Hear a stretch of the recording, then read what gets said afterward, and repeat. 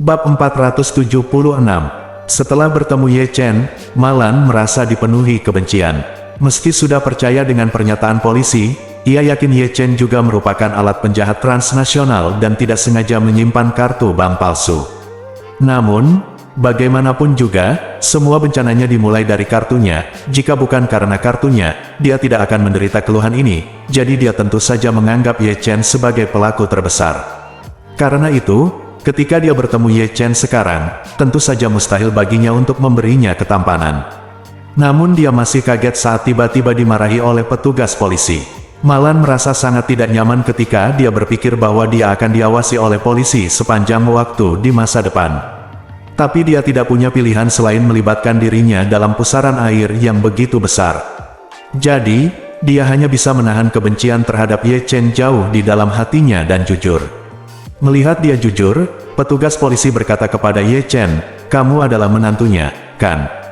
Ye Chen mengangguk dan berkata, "Iya." Petugas polisi berkata, "Baiklah, datang ke sini dan tanda tangani dokumen dengan saya untuk membuktikan bahwa Anda telah membawa orang itu pergi." Ye Chen mengikuti petugas polisi untuk menandatangani dokumen, dan kemudian bertanya kepadanya, "Bolehkah saya pergi sekarang?" Nah sebenarnya mengangguk dan berkata, "Oke, pergilah." Maka Marven berkata pada ibu mertuanya, "Bu, kita berangkat saja, aku akan mengantarmu ke rumah sakit." Malan menggertakkan giginya dengan marah, tetapi dia tidak berani mengatakan sesuatu yang kasar. Dia hanya bisa bertindak di depan polisi dan berkata, "Oh, menantu laki-lakiku yang baik, bantu aku, kalau tidak aku tidak akan melakukannya, aku tidak bisa berjalan dengan kaki ini." Ye Chen berjalan ke sisinya, menahan bau busuk di tubuhnya, dan membantunya berdiri. Kaki kanan Malan merasakan sakit yang luar biasa, dan gerakan sekecil apapun menyebabkan rasa sakit yang luar biasa.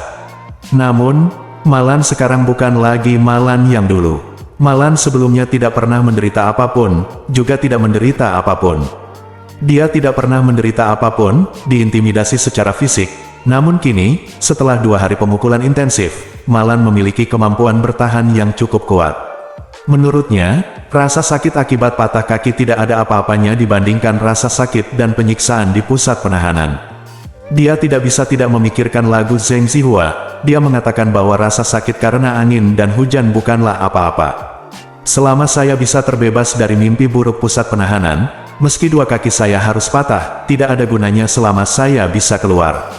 Ye Chen membantu ibu mertuanya keluar dari pusat penahanan. Sebuah taksi Jetta bobrok sedang menunggu di depan pintu.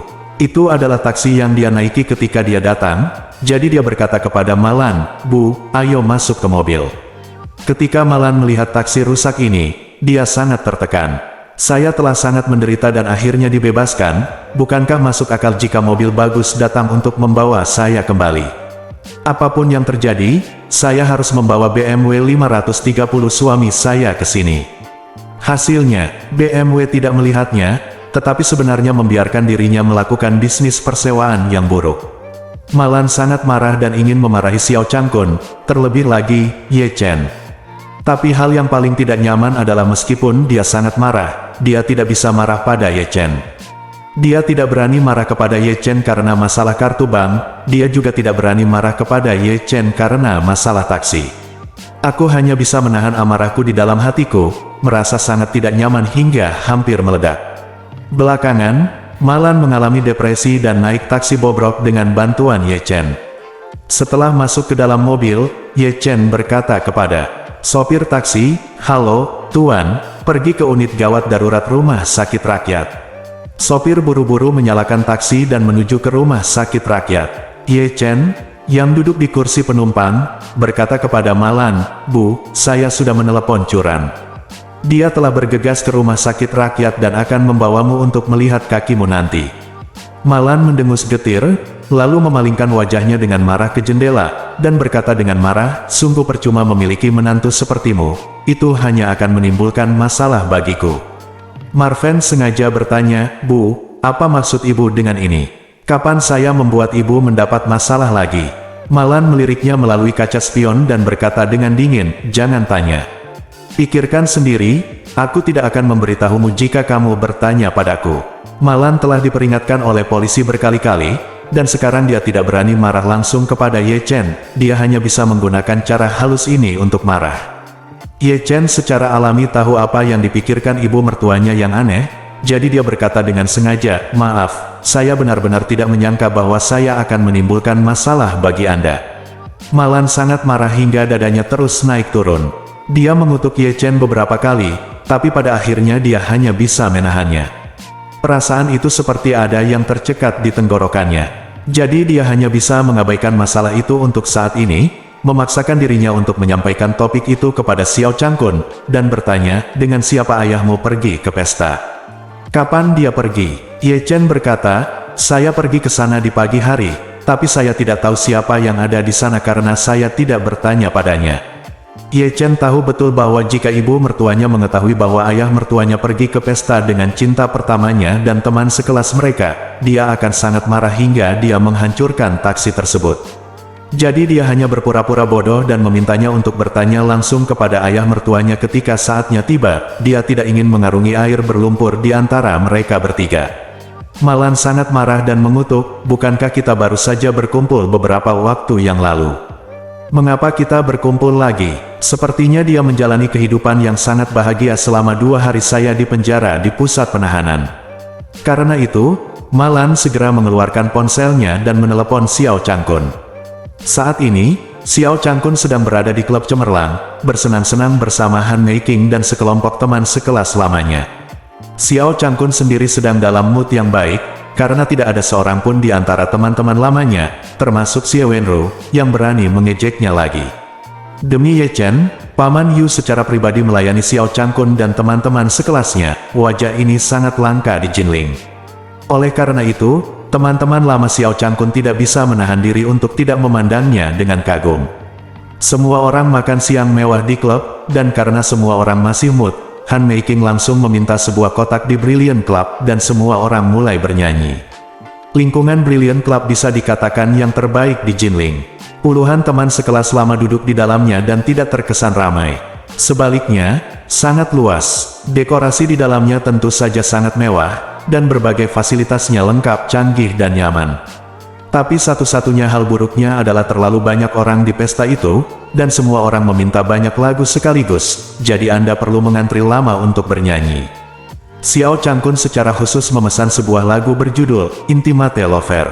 Butuh waktu lebih dari setengah jam untuk akhirnya mendengar lagunya, jadi dia mengambil mikrofon, lalu menyerahkan mikrofon lainnya kepada Han Meiking, dan berkata dengan penuh perhatian, "Meiking, ayo nyanyikan lagu ini bersama-sama." Tanda tanya. Intimate Lover, aslinya adalah lagu cinta duet, dan lagu ini masih sangat terkenal di mata generasi tua.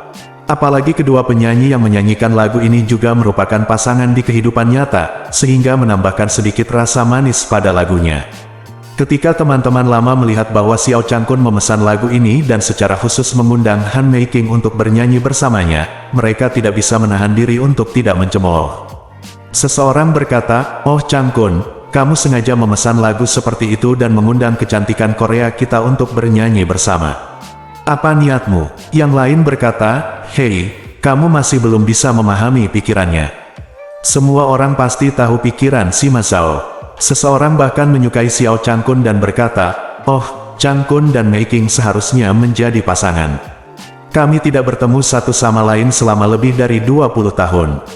Sungguh tepat menyanyikan lagu seperti itu bersama-sama." Ketika Xiao Changkun mendengar ini, dia sangat senang hingga dia tidak bisa menutup mulutnya lebar-lebar. Saat ini, dia tidak menyangka mimpi buruknya akan segera datang.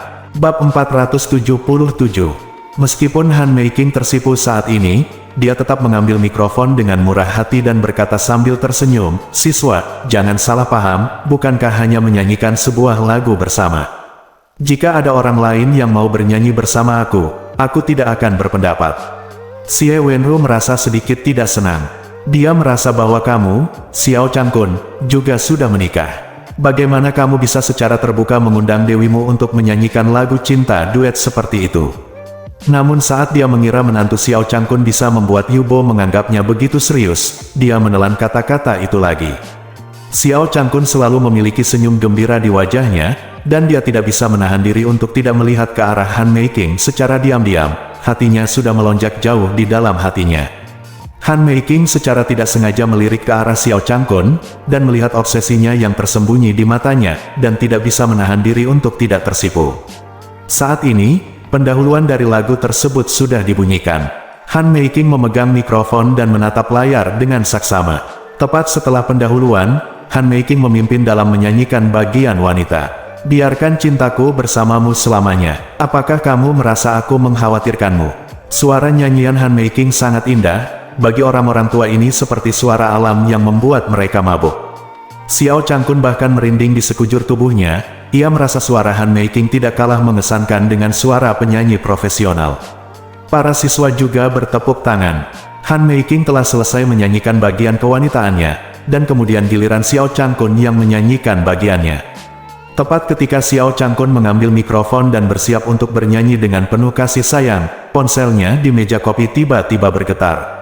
Dia tanpa sadar menunduk dan langsung ketakutan oleh dua kata di layar ponsel, seluruh tubuhnya gemetar. Nama orang yang ada di ide penelepon di telepon adalah istri. Apa-apaan, suasana hati Xiao Changkun langsung runtuh. Malan telah hilang selama 2 hari 2 malam. Ponselnya dimatikan dan tidak dapat dihubungi. Mengapa dia meneleponnya sekarang? Mungkinkah? Apakah dominatrix ini kembali? Detik berikutnya, Xiao Changkun membenarkan tebakannya di dalam hatinya. Ponsel Malan konon dimatikan dalam 2 hari terakhir, dan sekarang tiba-tiba meneleponnya, jadi pasti kembali. Xiao Changkun langsung panik. Malan sudah kembali, apa yang harus saya lakukan? Bukankah hari-hari baikku akan segera berakhir? Saat ini, ponsel masih bergetar di desktop, dan bagian yang seharusnya saya nyanyikan sudah lewat. Teman-teman sekelasnya mencemooh dan berkata, "Changkun, apakah kamu terlalu gugup untuk bernyanyi bersama Meiking? Apa kamu tidak tahu sekarang giliranmu untuk bernyanyi?" Han Meiking mau tidak mau bertanya, "Changkun, kenapa kamu tidak menyanyikan bagianmu?" Xiao Changkun menyeka keringat dingin di keningnya dan melihat ponselnya lagi. Dia tahu bahwa dengan karakter Malan, jika dia tidak menjawab panggilannya, dia pasti akan marah. Jadi dia berkata dengan panik, Maaf, saya akan menelepon dulu dan saya akan kembali bernyanyi lagi nanti." Setelah mengatakan itu, dia buru-buru mengangkat teleponnya dan segera meninggalkan kotaknya. Ketika Xie Wenru melihat ini, dia segera mengambil mikrofon yang dia tinggalkan dan berkata sambil tersenyum, "Ayo Meiking, aku akan bernyanyi bersamamu." Xiao Changkun mengambil ponselnya dan berjalan keluar dari pintu kotak, lalu buru-buru menekan tombol jawab. Begitu panggilan tersambung, raungan ikonik Malan terdengar, "Xiao Changkun, apakah kamu akan mati? Aku telah hilang selama 2 hari 2 malam, dan kamu bahkan tidak menerima panggilan telepon atau WeChat pesan, dan kamu masih pergi ke pesta sialan itu." Ketika Xiao Changkun mendengar ini, jantungnya tiba-tiba berdebar kencang, dan hatinya yang awalnya antusias tiba-tiba berubah menjadi dingin. Sudah berakhir, perempuan jalan ini benar-benar kembali. Tuhan sangat tidak adil kepadaku, hari-hari baikku baru 2 hari berlalu. Dia baru saja mulai berpesta dan bernyanyi dengan Han Meiking, dan belum ada perkembangan berarti, dan wanita jalan ini kembali. Bukankah ini mengorbankan nyawamu sendiri? Dia sangat tertekan hingga hampir ingin mati, tetapi Malan di ujung telepon bertanya dengan marah, Xiao Changkun, apakah kamu bisu?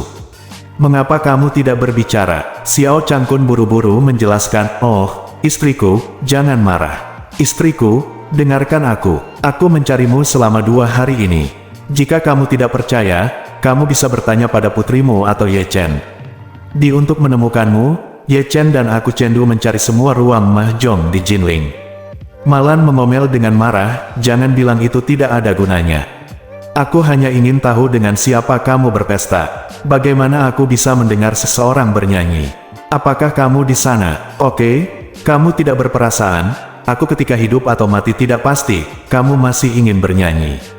Xiao Changkun menjelaskan, saya sedang mengadakan pertemuan dengan beberapa teman sekelas lama, dan mereka bersikeras untuk memanggil saya. Malan mengertakkan gigi dan mengutuk, sudah kubilang Xiao Changkun, kakiku patah sekarang dan aku akan pergi ke unit gawat darurat rumah sakit rakyat. Sebaiknya kau segera ke sini, kalau tidak aku tidak akan pernah selesai denganmu. Xiao Changkun kaget, beraninya dia mengatakan tidak saat ini. Dia buru-buru berkata, baiklah, istriku, aku akan datang sekarang. Setelah mengatakan itu, dia buru-buru menutup telepon dan berlari kembali ke kotak. Saat ini, kekasihnya Han Meiking sedang menyanyikan Cinta Intim dengan Xie Wenru. Dia tidak bisa cemburu dan buru-buru berkata kepada Han Meiking, "Meiking, aku sedikit penting. Ada yang harus aku lakukan, jadi aku pergi dulu." Han Meiking bertanya dengan heran, "Mengapa kamu pergi sekarang? Apakah terjadi sesuatu?" "Tidak terjadi apa-apa." Xiao Changkun mencibir dan berkata, "Aku baru saja menelepon ke rumah dan mengatakan sesuatu telah terjadi dan memintaku untuk datang. Aku harus kembali dulu." Han Meiking mengangguk dan bertanya, "Tidak masalah. Apakah Anda ingin saya pergi dan membantu?" Xiao Changkun buru-buru melambaikan tangannya dan berkata, Tidak, aku bisa pergi sendiri." Meskipun Han Meiking sedikit menyesal, dia masih mengangguk penuh pengertian dan berkata, "Jika Anda membutuhkan bantuan, ingatlah untuk menelepon saya." "Baik." Xiao Changkun mengangguk dan buru-buru berkata kepada yang lain, "Semuanya, aku harus pulang lebih awal. Ayo makan, minum, dan bersenang-senang." Semua orang tidak bisa menahan diri untuk tidak berkata, "Changkun, kami baru saja mulai bernyanyi. Mengapa kamu pergi sebelum saya mendengar kamu memamerkan suara nyanyianmu?" Xiao Changkun hanya bisa menahan diri dan berkata, "Sesuatu benar-benar terjadi kali ini. Lain kali. Xie Wenru merasa senang dan berkata, "Hei Changkun, apakah Malan meneleponmu untuk mendesakmu kembali?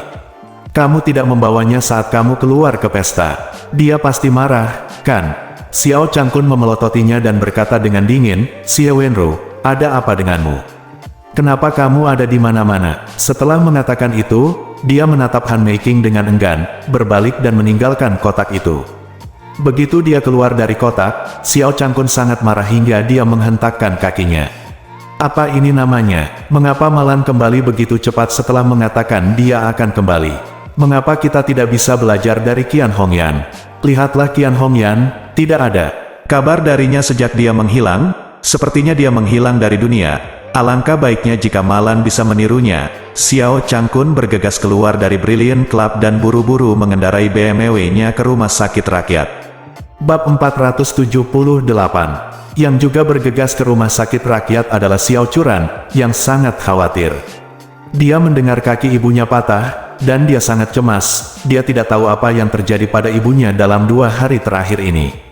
Malan menutup telepon dan memeluk kaki kanannya, berkeringat seperti hujan karena kesakitan. Dia berteriak kesakitan, sambil mendesak pengemudinya dengan marah. Dia berkata, "Apakah mobil lamamu masih bisa berfungsi? Berkendara sangat lambat, aku hampir kesakitan, kamu tahu." Petik 2. Sopir taksi berkata dengan tenang, "Ada batas kecepatan untuk mengemudi di dalam kota. Anda harus benar-benar mematuhi peraturan batas kecepatan. Tidak hanya poin akan dikurangi karena ngebut, tetapi juga akan menimbulkan ancaman besar bagi keselamatan pejalan kaki."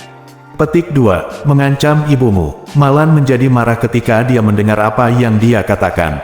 Dia segera mengumpat dengan marah, "Berkendara lebih cepat. Itu sangat menyakitkan bagiku. Bisakah kamu menghasilkan lebih banyak uang atau apalah? Jika kamu menunda hal seperti ini, jika aku menjadi cacat, aku tidak akan pernah selesai denganmu seumur hidup ini." Petik 2. Sopir itu berkata tanpa daya, "Mobil saya sudah melaju cukup cepat. Jika menurut Anda saya mengemudi terlalu lambat, lalu turun dan ganti mobilmu." Petik 2. Malan berkata tanpa berpikir, "Bagaimana sikapmu? Percaya atau tidak, saya akan mengajukan keluhan terhadap Anda. Percaya atau tidak, aku akan membuatmu kehilangan pekerjaan hari ini." Petik 2. Sopir itu berkata dengan marah, "Saya mengemudi sesuai dengan peraturan lalu lintas. Apa yang Anda keluhkan? Apakah Anda mengeluh karena saya tidak mau ngebut?" Petik 2. Malan mengertakkan gigi dan mengutuk, "Saya mengeluh karena Anda menganiaya dan melecehkan saya secara seksual." Petik 2. Pengemudi itu tiba-tiba tertawa dengan marah, memandangnya melalui kaca spion, dan berkata dengan nada menghina, "Lihat kamu terlihat seperti itu, kenapa kamu begitu jelek? 2 gigi depanmu sudah dicabut, seperti Song Dan di sketsa itu, kamu masih berani menuduhku melakukan pelecehan seksual terhadapmu. Jika kamu tidak melakukan pelecehan seksual terhadapku, aku akan membakar dupanya." Petik 2. Malan menahan amarahnya, ketika dia mendengar bahwa pengemudi itu berani membalasnya, dan bahkan berani mengejeknya karena jelek, dia langsung menjadi marah dan berteriak dengan suara dingin, "Siapa namamu? Anda berasal dari perusahaan mana? Saya menelepon untuk mengeluh sekarang, apakah Anda percaya? Petik 2. Mendengar hal itu, pengemudi langsung marah dan menepikan mobilnya. Dia berkata dengan nada menghina, jika Anda suka mengeluh, silakan mengeluh. Saya tidak akan menerima pesanan Anda lagi, jadi keluar dari sini. Petik 2. Malan mengumpat dengan marah, biarkan aku turun. Siapa kamu? Berkendaralah ke arahku dengan cepat, apakah kamu mendengarku? Jika kamu menunda perawatan kakiku, aku akan melawanmu sekuat tenaga. Petik 2. Sopir itu segera mematikan mobilnya dan mencibir, maaf, mobil saya mogok dan saya tidak bisa lari lagi. Kalau tidak mau keluar dari mobil, diam saja di sini. Petik 2. Malan tidak menyangka pihak lain tidak membeli akunnya sama sekali, dan akan terus marah, namun dia tidak menyangka bahwa pengemudinya baru saja membuka pintu dan keluar untuk merokok. Ye Chen duduk di kursi penumpang, merasa lucu di hatinya. Sebagai ibu mertua, dia sepertinya tidak pernah memahami situasinya. Sekarang yang patah adalah kakinya sendiri dan perlu perawatan secepatnya, dan bukan kaki supir taksi yang patah, apa gunanya berpura-pura cuek dengan supir taksi. Sekarang orang-orang berhenti mengemudi, bukankah itu salahnya sendiri? Tapi Ye Chen tidak peduli padanya. Jadi dia sengaja bertanya, Bu, apa yang harus kita lakukan sekarang? Tidak bisakah kita membuang waktu saja di sini? Petik 2. Malan hampir marah, tetapi karena kakinya patah, dia harus segera ke rumah sakit untuk mendapatkan perawatan. Jika tidak, bagaimana jika dia terkena akar penyebab penyakitnya dan menjadi cacat di kemudian hari? Jadi dia hanya bisa berkata kepada Ye Chen, pergi dan hentikan mobil lain. Petik 2. Ye Chen mengangguk, keluar dari mobil, berjalan ke pinggir jalan, menunggu sebentar, dan melambai ke taksi lain. Kemudian, dia kembali ke mobil dan membantu Malan keluar yang kakinya patah. Malan menahan rasa sakit di kakinya, keluar dari mobil, dan kemudian menahan rasa sakit itu lagi, dikirim ke mobil lain oleh Ye Chen. Begitu dia mulai mengemudi, dia menurunkan kaca jendela dan mengutuk pengemudi yang sedang merokok di pinggir jalan, bajingan. Anda akan mengalami kecelakaan mobil dan mati di luar hari ini. Petik 2. Ketika pengemudi mendengar ini, dia sangat marah hingga dia mengutuk, kamu orang jelek pasti akan mati sebelum saya. Petik 2. Malan langsung geram dan ingin menjulurkan kepalanya untuk terus memarahi. Tapi mobilnya sudah jauh, jadi dia hanya bisa menyerah dengan marah. Ye Chen, yang selama ini diam, hanya bisa menghela nafas dalam hatinya. Sebagai ibu mertua, sepertinya dia telah banyak disiksa di pusat penahanan. Kalau tidak, Huo Dacheng tidak mungkin menjadi seperti ini. Mau tak mau dia mulai bersimpati dengan ayah mertuanya, Xiao Changkun. Jika Malan tahu bahwa dia sibuk berkencan dengan Han Meiking 2 hari ini, apakah dia harus memukul habis otaknya? Taksi datang ke unit gawat darurat rumah sakit rakyat Jinling. Xiao Churan sudah menunggu di sini. Saat melihat Malan tidak hanya mengalami patah kaki, tetapi juga tampak menyedihkan dengan hidung dan wajah memar, bahkan 2 gigi depannya hilang, matanya menjadi merah. Dia berjalan mendekat dan bertanya sambil menangis, Bu, bagaimana ibu bisa terluka begitu parah? Petik 2. Ketika Malan melihat putrinya, dia langsung merasa sedih. Semua keluhan yang dideritanya selama 2 hari terakhir tidak dapat lagi diredam saat ini. Dia memeluk Xiao Churan dan menangis dengan keras, gadis baikku, hidup ibu adalah sangat menyedihkan, apa kamu tidak tahu? Kamu hampir mati dalam 2 hari terakhir, dan kamu hampir tidak pernah melihat ibu lagi. Petik 2. Setelah mengatakan itu, suasana hati Malan tiba-tiba runtuh, menangis terseduh-seduh. Ketika Xiao Churan melihat ibunya menderita begitu banyak keluhan, tentu saja dia merasa sangat tidak nyaman, dia mendukung ibunya. Sambil menangis, dia bertanya, Bu, apa yang terjadi padamu 2 hari terakhir ini? Katakan padaku dengan cepat. Petik 2. Malan menyeka air matanya dan merasakan dorongan hati. Saya ingin menceritakan keseluruhan cerita kepada putri saya tanpa melewatkan satu kata pun. Tapi ketika kata-kata itu keluar dari bibirnya, dia menelan semuanya. Dia tahu dia tidak bisa mengatakan omong kosong seperti itu, kalau tidak dia akan dibunuh atau dipenjara. Jadi dia hanya bisa berbohong dan berkata, hei, jangan sebutkan itu. Ibu saya ditipu oleh perencana piramida. Setelah orang itu menipu saya untuk melakukan skema piramida, dia memukuli saya dan memaksa saya menggunakan uang untuk membeli produknya. Tapi bagaimana saya bisa punya uang? Mereka terus memukuli saya dan menolak memberi saya makanan. gigi depan saya tanggal oleh mereka. Petik 2. Xiao Churan buru-buru bertanya, Bu, apakah ibu sudah menelepon polisi? Biarkan polisi menangkap mereka. Petik 2. Malan menangis dan berkata, kemudian organisasi MLM itu ditangkap oleh polisi, dan bahkan saya ditangkap oleh polisi dan dikirim ke pusat penahanan. Tanpa diduga, saya bertemu nenekmu dan Xiao Weiwei lagi di pusat penahanan. Keduanya bekerja sama untuk menindas saya di pusat penahanan. Petik 2. Xiao Churan bertanya dengan kaget, Nenek dan Weiwei, kenapa kamu dikurung bersama mereka? Petik 2. Malan menangis terseduh-seduh dan berkata, saya tidak tahu mengapa saya sangat tidak beruntung bertemu dengan dua bajingan ini. Mereka tidak membiarkan saya tidur, tidak membiarkan saya makan, dan bahkan melemparkan makanan ke arah saya, air dingin di atasnya. Kamu tidak tahu kehidupan seperti apa yang ibumu jalani selama 2 hari terakhir ini. Itu lebih buruk dari neraka. Ketika Xiao Churan mendengar ini, dia menangis sedih.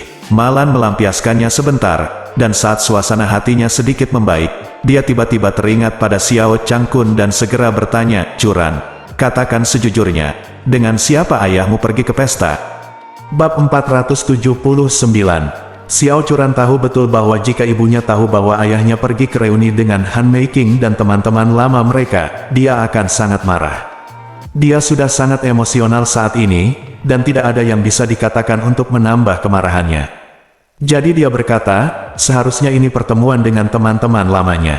Saya tidak terlalu yakin tentang detailnya. Mungkin sama seperti terakhir kali. Petik 2. Ada yang tidak beres. Malan berkata dengan wajah gelap, teman-teman lamanya sudah tidak bisa berkumpul selama beberapa tahun. Tidak mungkin mereka bisa berkumpul sekali dalam waktu singkat dan pergi lagi. Pasti ada kesempatan berbeda kali ini. Petik 2. Xiao Churan hanya bisa berbohong bertentangan dengan keinginannya dan berkata, saya tidak yakin tentang ini. Petik 2. Malan sangat marah hingga dia mengertakkan gigi dan berkata dengan dingin, bajingan tua ini, aku sangat menderita di sana. Dia sebenarnya tega berpesta dengan orang lain, dia benar-benar tidak berperasaan. Petik 2. Xiao Churan tidak punya pilihan selain berbicara mewakili ayahnya dan berkata bertentangan dengan keinginannya, Bu. Ayah juga sangat cemas 2 hari ini ketika kamu menghilang, dan dia pergi ke pesta hari ini karena dia benar-benar tidak bisa menghindarinya. Petik 2. Saya tidak percaya. Malan berkata dengan tajam, bajingan tua ini berkata bahwa dia ingin berpisah dariku 2 hari yang lalu. Perpisahan ini tidak terbagi, jadi saya masuk. Saya kira dia tidak tahu betapa bahagianya dia. Petik 2. Xiao Churan buru-buru berkata, Bu, jangan membuat asumsi sembarangan tentang ayah.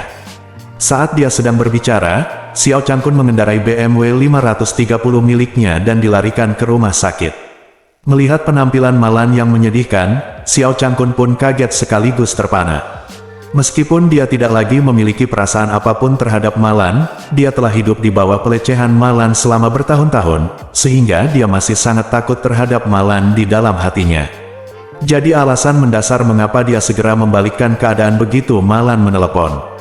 Saat Malan melihat Xiao Changkun, dia tiba-tiba menjadi sangat marah. Tidak ada alasan lain, terutama karena Xiao Changkun berdandan terlalu hati-hati.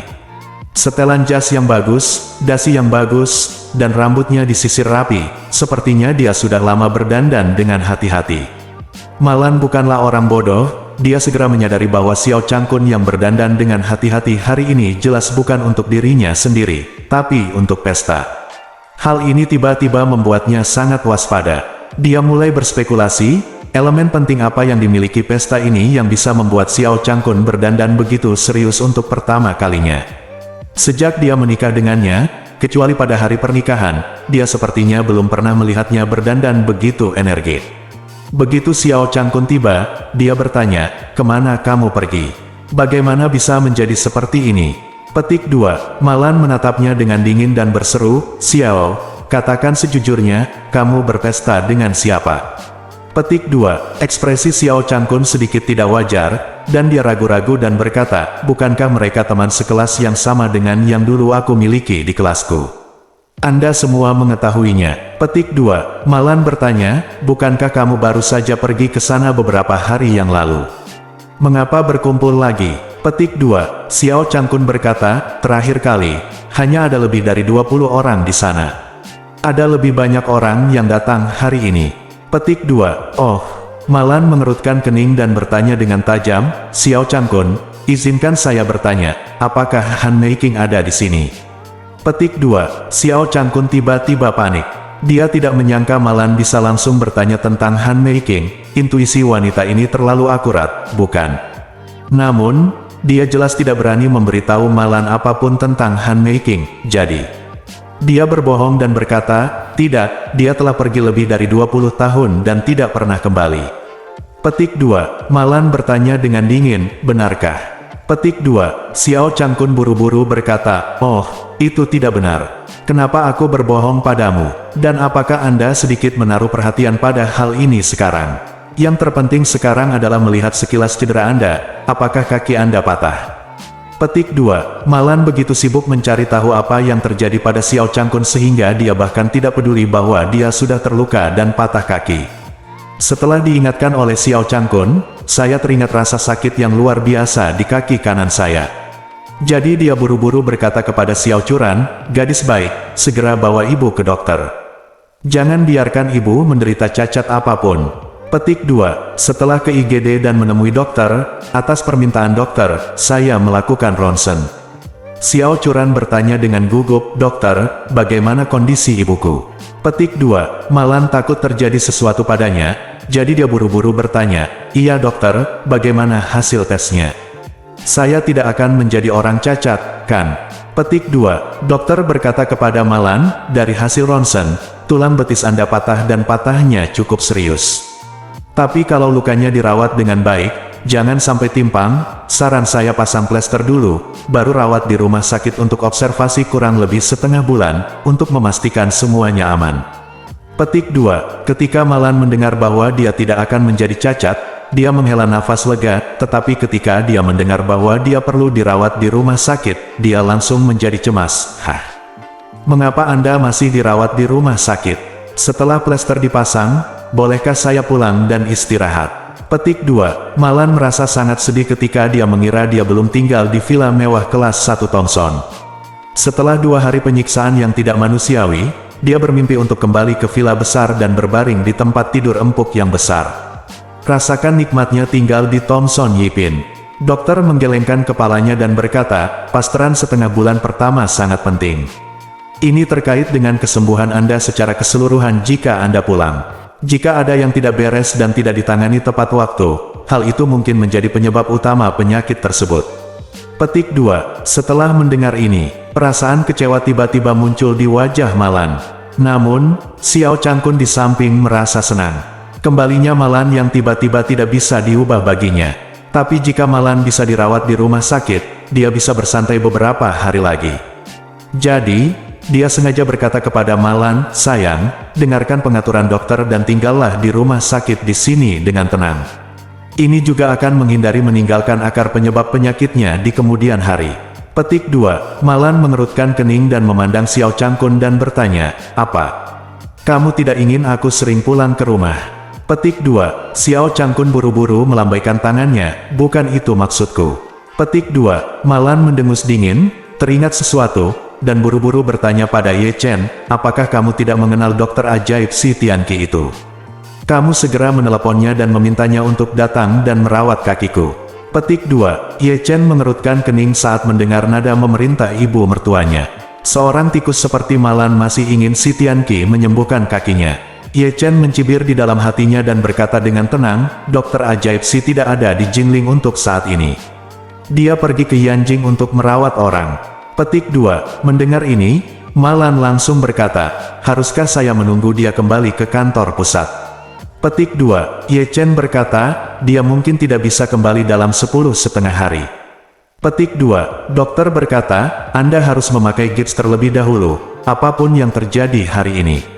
Petik 2. Malan segera berkata, oke. Lalu aku akan memasang plester dulu, lalu aku akan pulang. Dan istirahat. Petik 2. Melihat kegigihan Malan, Xiao Changkun tahu bahwa tidak mungkin dia dirawat di rumah sakit. Mau tak mau dia diam-diam berpikir bahwa berita kembalinya handmaking bisa disembunyikan darinya untuk sementara, tapi tidak seumur hidupnya. Jika dia menunggu sampai dia tahu bahwa handmaking telah kembali, dia akan melakukannya. Jika dia menyebutkan perceraian, dia pasti tidak akan setuju. Dalam hal ini, mengapa tidak mencari kesempatan untuk menceraikannya ketika Anda kembali pada malam hari? Yang terbaik adalah membiarkannya bercerai dengan bahagia terlebih dahulu. Bab 480. Setelah Malan dipasang gips di rumah sakit rakyat, Xiao Changkun mengantarnya pulang untuk beristirahat. Sepanjang jalan, Malan terus memarahi Xiao Changkun di sampingnya, dan juga melontarkan sindiran, mencoba mencari tahu mengapa dia berpakaian begitu cerah di pesta hari ini. Tapi mulut Xiao Changkun lebih ketat dari brankas. Dia hanya ingin mencari waktu yang tepat malam ini untuk menyebutkan perceraiannya kepada Malan. Jadi sebelum itu, dia tidak boleh memberitahu Malan tentang handmaking. Di mobil lain, Ye Chen mengemudikan Xiao Churan yang matanya merah, dan melaju perlahan di belakang mobil Xiao Changkun. Xiao Churan sangat bersimpati dengan pengalaman ibunya. Bagaimanapun, dia masih anak-anak, siapa yang bisa melihat ibunya menderita begitu banyak luka dan penderitaan. Ini akan membuat Anda merasa tidak nyaman. Selain itu, satu hal yang membuatnya khawatir adalah hubungan ayah dan ibunya. Dia tahu bahwa ayahnya menyukai handmaking dibandingkan dengan handmaking. Ibunya sangat tertinggal jauh, jadi dia khawatir ayahnya pada akhirnya akan melepaskan pernikahannya saat ini dan mengejar kebahagiaannya sendiri. Ye Chen melihat istrinya di sampingnya dengan wajah sedih, dan hendak mengatakan sesuatu untuk membujuknya ketika dia tiba-tiba menerima telepon dari Chen Zekai. Chen Zekai bertanya kepadanya melalui telepon, "Tuan, apakah Anda sudah menerima ibu mertua Anda?" Petik 2. Karena istrinya ada di sisinya, Ye Chen tidak bisa membuat kata-katanya terlalu jelas, jadi dia berkata dengan samar, "Iya." Petik 2. Chen Zekai berkata, "Itu bagus." Petik 2. Setelah mengatakan itu, dia menambahkan, "Ngomong-ngomong, Tuan Muda, saya mendengar kabar." Petik 2. Ye Chen bertanya, "Berita apa?" Petik 2. Chen Zekai berkata, "Keluarga Wu di Suham sepertinya mencari musuh bebuyutanmu kemana-mana. Mereka bahkan mengirim orang ke Yanjing untuk mencari Xiao Yiqian. Tampaknya mereka bahkan mengirim orang ke Gunung Changbai untuk mencari Wei Yongzheng dan Wei Changming, ayah dan anak. Namun, mereka ditemukan oleh orang-orang yang mengantri di sana, jadi mereka melarikan diri lebih awal." Petik 2. Ye Chen tidak bisa menahan diri untuk tidak mengerutkan kening. Keluarga Wu tiba-tiba menghubungi Xiao Yiqian, dan bahkan menghubungi ayah dan anak keluarga Wei. Hanya ada satu kemungkinan, yaitu bersatu dengan beberapa musuh bebuyutan mereka untuk menghadapi mereka. Sejak Wu Donghai dan Wu Xin, ayah dan anak, menderita semua penghinaan dan melarikan diri kembali ke Suzhou dan Hangzhou, keluarga Wu tidak mengambil tindakan apapun. Mereka mengira mereka telah menyadari bahwa mereka bukanlah seseorang yang mampu mereka sakiti, tetapi mereka tidak menyangka bahwa mereka berada dalam masalah kegelapan di Chenchang. Ye Chen bertanya, "Siapa lagi yang mereka hubungi?" Petik 2. Chen Zekai berkata, "Keluarga Wu juga telah mengirim orang untuk menghubungi orang lain yang telah diberi pelajaran. Tapi itu hanyalah benang gantung terbawah, dan tidak bisa membuat gelombang apapun bahkan jika kamu memikirkannya, sama seperti pria dan wanita jalan yang pernah menindas teman sekelasmu Wang Daokun dan ayah mereka." Petik 2. Setelah itu, Chen Zekai bertanya, "Guru, apakah Anda ingin saya menyapa keluarga saya dan memusnahkan keluarga Wu secara langsung, atau membiarkan keluarga saya memperingatkan keluarga Wu agar mereka bisa lebih jujur di masa depan?" Petik 2. Tidak butuh. Ye Chen berkata sambil tersenyum, "Saya tidak ingin orang lain membantu saya." Petik 2. Ye Chen belum siap untuk kembali ke keluarga Ye, bahkan ia merasa belum tentu harus kembali ke keluarga Ye di masa depan. Bagaimanapun, sudah bertahun-tahun sejak saya meninggalkan keluarga Ye, dan sejujurnya, meskipun saya tidak bisa mengatakan bahwa saya memiliki kebencian yang mendalam terhadap keluarga Ye, masih ada rintangan di hati saya. Rintangan itu adalah kematian orang tuanya yang tidak disengaja. Oleh karena itu, dia berkata kepada Chen Zekai, "Beberapa hal menjadi lebih menarik jika Anda harus melakukannya sendiri. Mengharapkan bantuan dari orang lain bukan hanya tidak dapat diandalkan, tetapi juga menghilangkan banyak kesenangan." Petik 2. Chen Zekai berkata dengan tergesa-gesa, "Tetapi Tuan Muda, keluarga Wu adalah eksistensi teratas di seluruh Jiangnan. Jika mereka benar-benar dengan sengaja berencana untuk melawan Anda, saya khawatir Anda tidak akan mampu menanganinya sendirian." Petik 2. Ye Chen tersenyum tipis dan berkata, "Jangan khawatir tentang ini.